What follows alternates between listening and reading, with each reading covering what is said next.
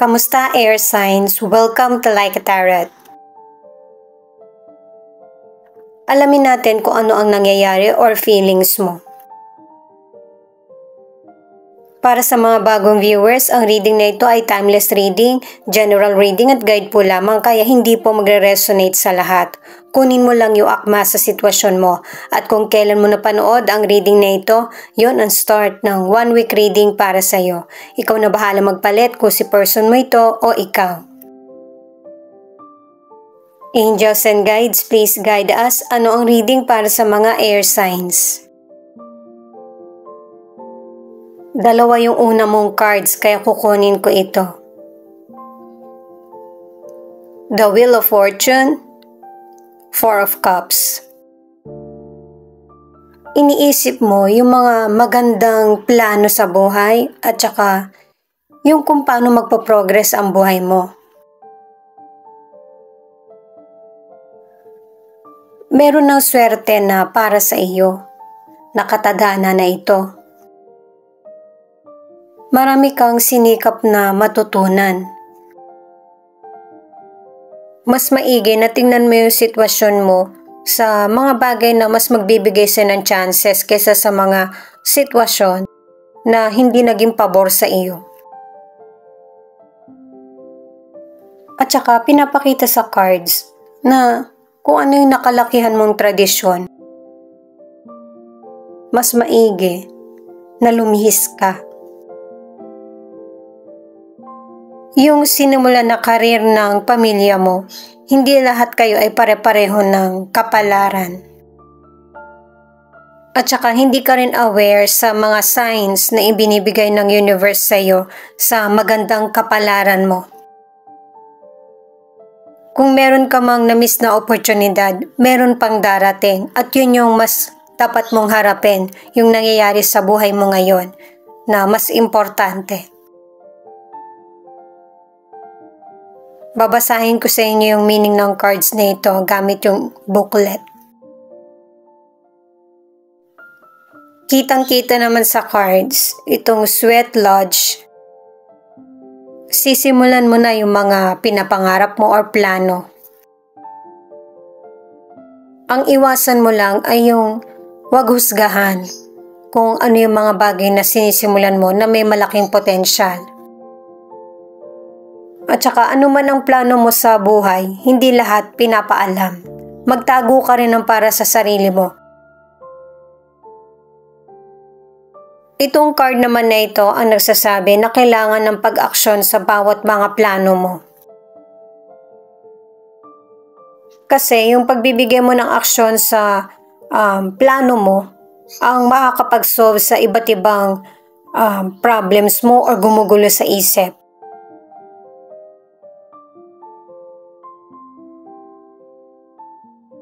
Itong The Beloved na card, ang ibig sabihin ay yung pagkakaisa o pagiging isa sa mga ideas o kaya opinion ng family mo, ng person mo or ng kaibigan. At saka sundin mo rin kung ano yung passion mo at saka kung ano yung makakapagpasaya sa damdamin mo.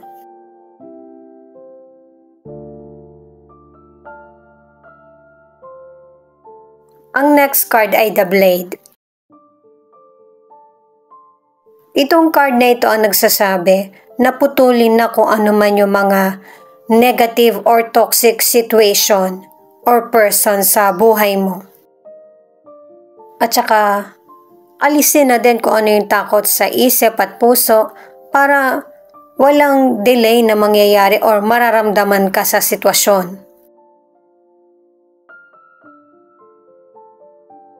Ang last card ay The Magic. Ito naman ay mensahe mula sa universe or spirit guide mo na kung ano man yung tinatahak mong direksyon ay nasa tama ka, mahirap man ito or maginhawang sitwasyon. Yung mga sitwasyon na nangyayari sa iyo, ano man ang feelings mo, yan yung magbibigay katuparan sa mga pangarap mo. At saka nangyayari yung magic na parang milagro na biglang dumarating sa buhay mo. Kukuha pa tayo ng 3 cards para magkaroon ng clarity kung ano yung tinutukoy ng mga nauna mong cards. King of Cups, 4 of Pentacles, at the Tower. Ipagpatuloy mo kung ano yung mga pangarap na gusto mong makamit. Kasi kung ano pa yung maliit na chances na tingin mo parang wala namang saysay, yun pa yung magpapabago sa buhay mo. At saka sa ayaw mo man at gusto, hindi talaga mapipigilan yung kapalaran na kailangan ng pagbabago sa mindset o kaya buhay mo. Good news man or bad news ang dating sa iyo nito, pero ito yung paraan para makarating sa iyo kung ano yung nais ng universe na maging kapalaran mo. Sa career or negosyo, 2 cards na yun nagsasabi na merong changes na mangyayari sa career mo. Pero kung nahihirapan ka sa challenges na ibinibigay sa iyo ng universe, ipakita mo or pairalin ang talent o kaya ang pagiging creative. Kasi ang kapalit ng pagiging malikhain mo at saka iba't ibang options na tinitingnan na solution para sa problem, ang kapalit niyan ay stable at secure na financial. At dahil nga sa hindi mo alam kung ano yung mangyayari sa'yo sa bawat araw, ay nagiging mahigpit ka sa financial mo at focus ka sa career or negosyo. Ang ilang single, meron kang potential person na nagugustuhan pero hindi mo siya pwedeng mahalin. Kaya kinakalaban mo yung isip mo at saka damdamin dahil sa gusto mo itong person na ito pero bawal. Kasi ayaw mong masira ang friendship nyo or may karelasyon na yung person. Sa mga nasa relationship, anuman ang gender mo, yung mga nakikita mo sa social media ay hindi lahat totoo. Mas pagtibayin mo yung relasyon nyo ng person mo at saka yung sarili mong pamumuhay. Mas importante yung meron kang sapat at saka nag-iipon. May mga bagay pa rin na hindi nabibili ng financial at mahirap magkaroon. Kaya kung may kailangan na improvement at pagbabago sa relationship, sikapin nyo na magawa nyo to ng paraan ng person mo para mas magtagal lalo ang relasyon. The Sun, 4 of Swords at 2 of Pentacles. Ang ibig sabihin ng mga cards na ito ay ready ka na naharapin kung ano yung nakalaan na tadhana para sa iyo. Matagal mo rin hinintay na magkaroon ng pagbabago sa buhay mo. May 2 pagkakataon na darating or dumating na parehong malaki ang potensyal para sa pag-unlad mo. Kahit na alin ang piliin mo sa 2 choices, magbibigay ito sa'yo ng magandang kita. At saka sa financial, mababayaran mo na yung mga nahiram mong financial. At saka mas mag-isip ka ng positive kasi yung mga problem mo sa financial ay may mga solusyon. Kung hindi ngayon, soon. At saka kailangan din mag-ipon kasi gagamitin mo to in the near future. Sa mapipili mong pagkakataon, pwedeng patungkol ito sa career dahil pupunta ka ng ibang lugar or ibang bansa or para palawakin yung negosyo mo. Aksayahin mo yung panahon mo para sa sarili kaysa sa mga nakikita mo sa social media. At saka sa relasyon, kung meron ka man katanungan o kaya takot, anxiety, magkakaroon na ng solusyon yung gumugulo sa isip mo or damdamin. Mas lalo kayong maraming magiging bonding ng person mo kung paano patatatagin ang relasyon at saka kung paano magiging stable ang pamumuhay. At saka ang ilan sa inyo na nasa relationship, meron kayong pagkakagastusan ng person mo. Pwedeng bumili kayo ng gamit or ilalaan ang financial sa anak. Sa mga single naman, yung potential person na nagugustuhan mo ang nagbigay kulay sa buhay mo. Kaya lang pareho kayong busy or isa sa inyo ang busy kaya wala pang koneksyon sa ngayon. Ace of Cups, King of Cups in reverse, at Knight of Pentacles in reverse. Binibigyan ka ng advice ng cards na ito na gawin mo yung mga bagay na gusto mo o kaya mga pinapangarap. At saka huwag mo ibase yung sarili mong kagustuhan sa opinyon ng iba. Sa kalusugan, pinapakita na healthy ka, pero hindi mo kailangan abusuhin yung healthy na kalusugan mo. Mas piliin yung mga healthier na choices para mas lalo mong ma-improve yung kalusugan mo at tumagal ang buhay mo. Kasi guys, wala namang bawal Kailangan lang ng limitasyon. Sa mga single, pang-apat na cards na ito, na yung person na nagugustuhan mo, meron na siyang karelasyon or pamilya. Meron ngang kasabihan na actions speak louder than words.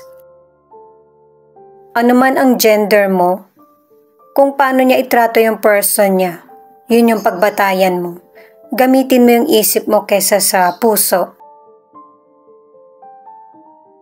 Sa mga nasa relationship, lalo na kung meron kayong problema ng person mo, nakatatlong cards ka na mahirap siyang pagkatiwalaan kasi hindi siya tumutupad sa usapan.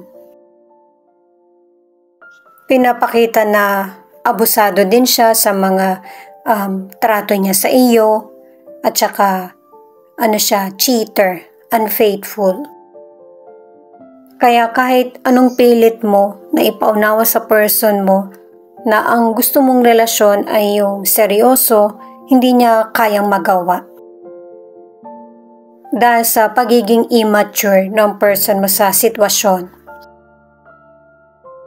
At saka focus itong person mo sa kung ano yung kaya mong maibigay sa kanya, lalo na pagdating sa financial at saka atensyon. At ang advice ng cards, pwede mo tong bitawan kasi merong true love na nakalaan para sa iyo. Ganon din sa mga single, lalo na kung ikaw yung third person sa relasyon. Merong relasyon na nakalaan para sa'yo kasi yun yung deserve mo Yung sa'yo lang yung person at saka soulmate mo siya. Walang plano ang universe na makakasira sa iyo. Single ka man or nasa relationship, yung bago at saka ikakabuti mo. Magbabago yung kapalaran mo sa positibo na magugustuhan mo. Ace of Pentacles, magandang card pa rin na merong patuloy na magandang kapalaran sa iyo, lalo na sa financial. May mga bagong offer, good news, at saka abundance na mas magbibigay sa ng maraming blessings. At itong magandang pagkakataon na ito, huwag mong sayangin kasi marami ka pang challenges na kakaharapin. At itong Ace of Pentacles ang magbibigay ng solusyon or magpapagaan sa suliranin.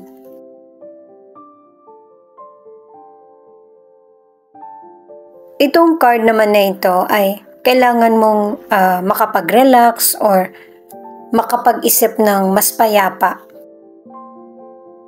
para maset mo yung intention mo sa buhay ng mas klaro.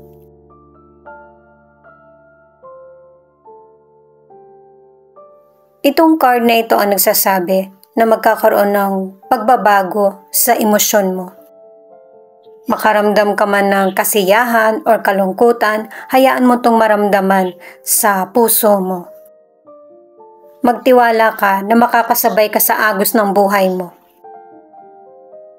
Pangalawang card mo na ito na merong pagbabagong mangyayari na kailangan ialis ka sa drama na mula sa iyo or mula sa ibang tao. Maging ready ka sa magaganap sa buhay mo dahil maraming oportunidad na darating kasi ito yung kapalaran mo. Alamin naman natin kung ano yung charms na ipapakita. Siya nga pala, thank you sa mga nag-like, share, comment, and subscribe. Ingat po kayo palagi saan man kayo naroon. Aquarius and Virgo. Maybe ito yung zodiac sign mo or zodiac sign ng person mo. Itong 43 ay angel number patungkol sa awareness at saka guidance mula sa universe.